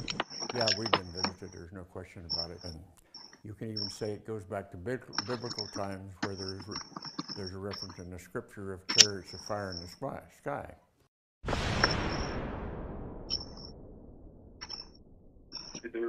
There were several shots from the on a stick. Gordon Cooper on a stick. The man missions, and you can actually see on the rim of the Earth on the side parts of collapsed domes. Now, Mike Barra and Rich Ogle have done a lot of research work showing that there is the existence of some of these ancient arcologies, both on the front side and the back side of the moon. There's evidence that at one time it was inhabited. Some of these arcologies have all collapsed, and you can see on the side of one of them where it looks like it's cracked and fallen in half of it. And there's evidence on the front. When you sit on the back side, only no. If you're going to have a civilization that you're helping bring along, and you want to observe them just like we put mice in a cage, you don't want to have a good observation point. Wait a minute, what do you say? if you're going to have a civilization that you're helping bring along and you want to observe them just like we put mice in a cage, you don't want to have a good observation point. Well, there's a crater on the front side of the moon, just about foresight, almost in the center of the moon, where you can see the evidence of trusses and supports that would have held the dome at one time. Any species that could travel through the stars enough to put a base on the moon wouldn't have to blink before they could take care of us. The other thing that is inside this lunar module looks like a woman, and this is the alien that they recovered from the ship. There was a study done by the Brookings Institute in the early 1960s, so before NASA went to the moon. There was sort of this idea that if we were to have any kind of interaction with alien life form or intelligence, that maybe we shouldn't tell the public because the public might not be able to handle it. Habitation on the moon. We can visit other people with their habitation. We can keep track. If there's something very important to be developed from the moon, I'm not sure what it is right now. And I sure think we should identify what it is for America to make such gross expenditures again for human habitation. We can help. We can join with. Together, we can explore the moon and develop the moon. We should go boldly where man has not gone before. Fly by the comets, visit asteroids, visit the moon of Mars. There's a monolith there, a very unusual structure on this little potato-shaped object that goes around Mars once in 7 hours. When people find out about that, they're going to say, who put that there? People just found out about that. You just told them, Buzz. Who put that there? Well, the universe put it there. If you choose, God put it there. I saw this illumination that was moving with respect to the stars. We were smart enough to not say, Houston, there's a light out there that's following us. So technically, it becomes an unidentified flying object. While Neil and Buzz were on the lunar surface, Neil switched to the medical channel and spoke directly with the chief medical officer, saying, they're here, they're parked on the side of the crater, they're watching us. There is abundant evidence that we are being contacted, that civilizations have been visiting us for a very long time, that their appearance is bizarre from any kind of traditional materialistic Western point of view, that these visitors use the technologies of consciousness. They use toroids, they use co-rotating magnetic disks for their propulsion systems. That seems to be a common denominator of the UFO phenomenon, and how they can work, manipulate time and space locally so that they can have their own anti-gravity propulsion and their own field of energy that's isolated, gravitational field, electro-gravitational field that's different. I have no doubt that extraterrestrials could very well have populated or made structures on the far side of the moon. I am sure that there are aliens that are aware of what I'm doing. Probably more than one species, because they communicate by mental telepathy, and consequently they can read your mind, and you can't hide what you're thinking even. So they would know exactly what everyone's doing and what thinking, and I'm sure I'm no exception. There was a young man in Ottawa whose name was Pierre Junot, and he started sending me things about the naked pictures. One of the things he sent me one day was a book called The Day After Roswell, and I found it absolutely fascinating. While I was reading the book, my nephew said, "What are you reading?" I told him what it was, and he said, "Well, I'm a skeptic." A couple of days later, he phoned and said, I was talking to the general. The general, incidentally, was a former United States Air Force general that he had met in his aviation career. And I told him what you were reading, and he said, "Every word of it is true and more." I phoned the general. Before I could even say hello and how are you, he said, "Every word is true and more." And he said that there had, in fact, been face-to-face meetings between United States officials and extraterrestrials from other star systems. And with that assurance, I decided to go public and say, for the first time, of anyone of cabinet rank from the G8 group of countries that UFOs are as real as the airplanes flying over your head, and said it without any restriction whatsoever. I have reports of several species that are here and have bases here. There's one species that looks something like a praying mantis. And then the short grays are the ones that you see in the cartoons. The tall grays look much different. They look more like humans. And the Nordic blondes, for example, are so similar to humans that they can walk down the street and not be detected. None of them are exactly the same.